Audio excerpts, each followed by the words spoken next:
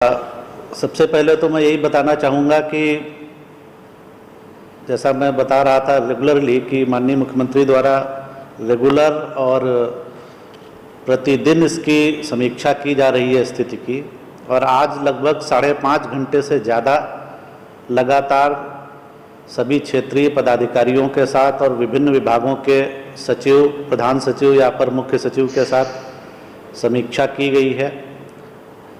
इस बैठक में, इस वीडियो कॉन्फ्रेंसिंग से जो आयोजित ये समीक्षा बैठक थी, इसमें माननीय उप मुख्यमंत्री और मुख्य सचिव भी उपस्थित थे और इसके अलावा बहुत सारे विभागों के जितने भी संबंधित विभाग हैं उनके सचिव, प्रधान सचिव या अपर मुख्य सचिव भी उपस्थित थे और क्षेत्रीय प्रशासन से प्रमंडलीय आयुक्त, आईजी, डीआईजी, जिलाधिकारी और पुलिस अधीक्षक, ये सभी लोग आज की वीडियो कॉन्फ्रेंसिंग में थे और लगातार 11:30 बजे से लेकर 5 बजे तक ये वीडियो कॉन्फ्रेंसिंग थोड़ा ज़्यादा ही समय तक लगातार की गई और इसमें हर मुद्दे पर बहुत ही गहन रूप से चर्चा की गई।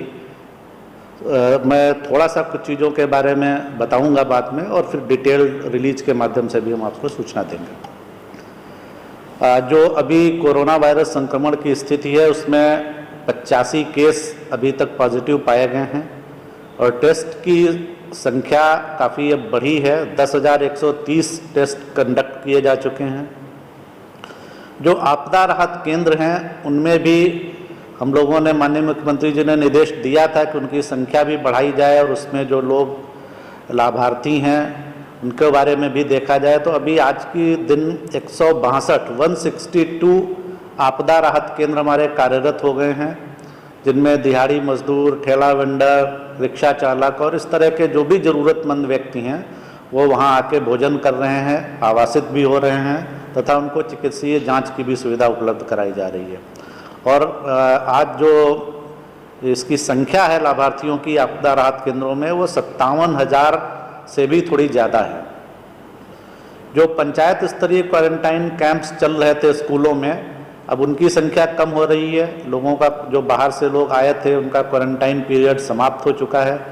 आज की तिथि में 1080 क्वारंटाइन केंद्र पंचायत स्तरीय कार्यरत हैं और इनमें 9,262 लोग आवासित हैं। अभी जो हम लोगों को बिहार के बाहर से और यहाँ से भी कुछ लोग कॉल करते हैं और अपनी समस्याओं के बारे में बताते हैं, तो कुल जो मैसेजेज और कॉल्स हमारे पास आए हैं उनकी संख्या 72,480 है और इनमें लगभग जो लोग इन्वॉल्व हैं, जो ग्रुप से भी कॉल करते हैं, 10,88,000 लोगों की तरफ से ये कॉल्स या मैसेजेस आए हैं।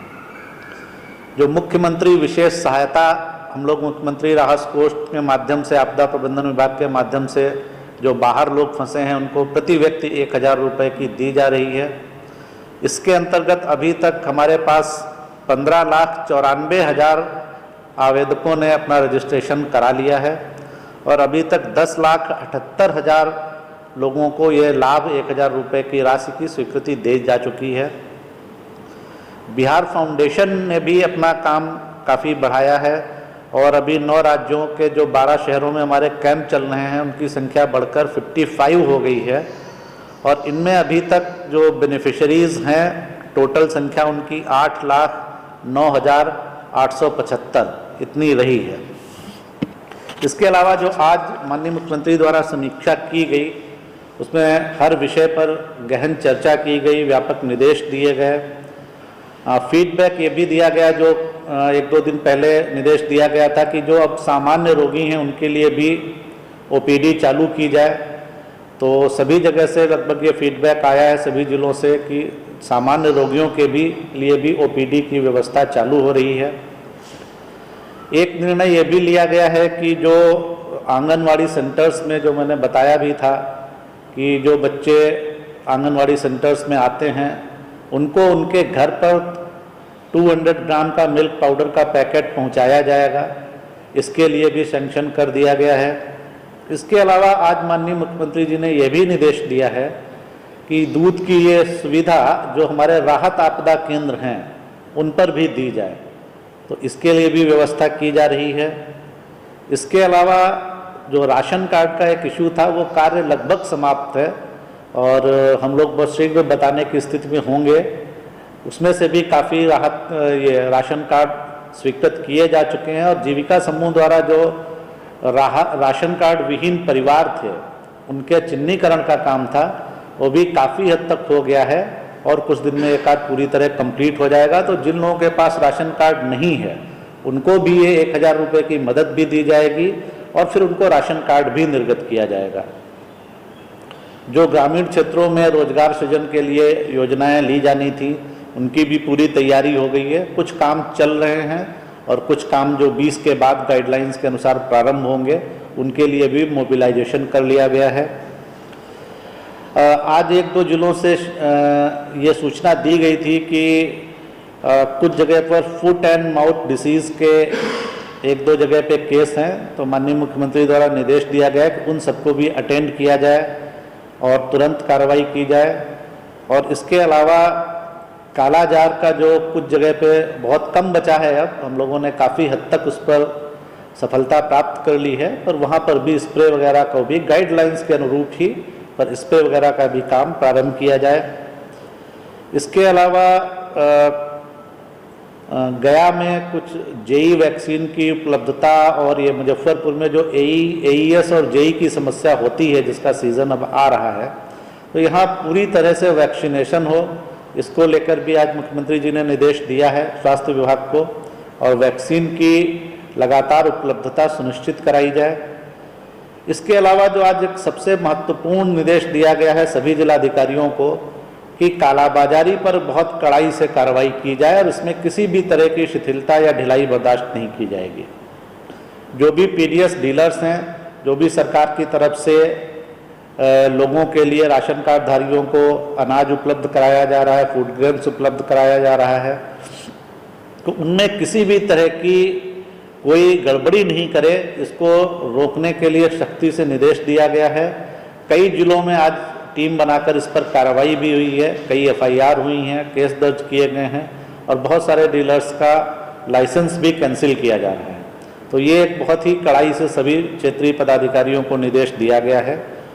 और इसके अलावा एक महत्वपूर्ण निर्देश ये भी दिया गया है कि क्योंकि अभी स्कूल्स बंद हैं तो किस तरह से ऑनलाइन व्यवस्था से या दूरदर्शन के माध्यम से लोगों बच्चों की पढ़ाई की व्यवस्था की जा पाए, तो शिक्षा विभाग इसके लिए कार्य कर रहा है।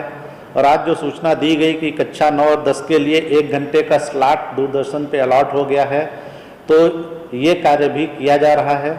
और एक जनरल इंस्ट्रक्शन दिया गया है कि इसके बारे में लोग लॉकडाउन का पालन करें और जो गाइडलाइंस हैं उसके अनुरूप सारी कार्रवाई हो, इसको सुनिश्चित करने के लिए सभी लोग जागरूकता फैलाने का भी कार्य करें। जो हमारे पंचायती राज के और नगर निकायों के जनप्रतिनिधि हैं उनको भी पूरी तरह से कॉन्फिडेंस में लेकर उनको भी इन्वॉल्व किया जाए। आप अवगत हैं कि पहले भी माननीय मुख्यमंत्री जी ने सभी से वीडियो कॉन्फ्रेंसिंग से बात की थी और उसका बहुत अच्छा परिणाम सामने आ रहा है। सभी लोग मिलजुल कर इस संक्रमण, इस महामारी से लड़ने में अपना अपना योगदान कर रहे हैं। आप सभी जानते हैं कि बिहार सरकार बहुत ही एक कॉन्शियस डिसीजन बिहार सरकार द्वारा लिया गया है घरों के सर्वेक्षण कराने का, संभावित और सस्पेक्टेड हर व्यक्ति तक पहुंचने के लिए। और वो कार्यक्रम चल रहा है हम लोग के राज्य में और अब तक हम लोग लगभग 12,23,000 घरों का सर्वेक्षण कर चुके हैं और इसमें 711 व्यक्ति ऐसे मिले हैं जिनमें बुखार, खांसी और सांस लेने में तकलीफ के लक्षण मिले हैं। इसका तात्पर्य मैं ये नहीं कह रहा हूं कि ये कोरोना पॉजिटिव के लक्षण मिले हैं या संदिग्ध कोरोना मरीज मिले हैं, ऐसे शब्दों का हम प्रयोग नहीं कर रहे हैं। हम कह रहे हैं कि इनको ये सिम्टम्स है और ये सिम्टम्स है तो हम इनको इनका फॉलोअप करेंगे, क्वारंटाइन करेंगे, इनकी जांच कराएंगे। इफेक्टिवली एनफोर्स कराने के लिए पुलिस स्तर से की गई कार्रवाई का मैं थोड़ा ब्यौरा दूंगा आपको और फिर उसके बाद कुमुलेटिव ब्यौरा दे दूंगा कि अभी तक कितना हुआ है। पिछले 24 घंटे में 59 केसेस दर्ज किए गए हैं और 72 व्यक्तियों की गिरफ्तारी की गई है लॉकडाउन के पालन न करने के आरोप में। और कुल वाहनों की संख्या जिन्हें सीज किया गया वह है 2047 और फाइन वसूल किया गया है 45,42,600 रुपए। इस तरह अभी तक जो कुमुलेटिव फिगर है वो है, अभी तक दर्ज कांडों की संख्या है 1,225, गिरफ्तारियों की संख्या है 1,040, वाहन सीज जो किए गए हैं वह है 28,554 और अभी तक कुल फाइन इंपोज किया गया है 6,64,86,128। ये रहा लॉकडाउन को इफेक्टिवली एनफोर्स कराने के लिए अभी तक की गई कार्रवाई का ब्यौरा। एक प्रश्न हमारे पास आया है जिसमें पूछा गया है कि कोरोना से संबंधित कार्रवाई में संलिप्त लोगों में अवरोध पैदा करने के संबंध में किस तरह का कांड दर्ज किया जा रहा है। तो इसमें मैं आपको स्पष्ट कर दूं कि अभी तक जो हमारे यहाँ कांड दर्ज किए गए हैं उसमें भारतीय दंड विधान यानी कि आईपीसी, एपिडेमिक्स एक्ट और डिजास्टर मैनेजमेंट एक्ट, इनकी धाराओं के अंतर्गत कांड दर्ज किए गए हैं। एक कांड में, एक जो दरभंगा में कांड दर्ज हुआ था उसमें अनुसूचित जाति जनजाति अत्याचार निरोधक अधिनियम भी लगाया गया था, क्योंकि उसमें जो पीड़ित थे वे उस वर्ग से संबंधित रखते थे। मेरी तरफ से इतना ही।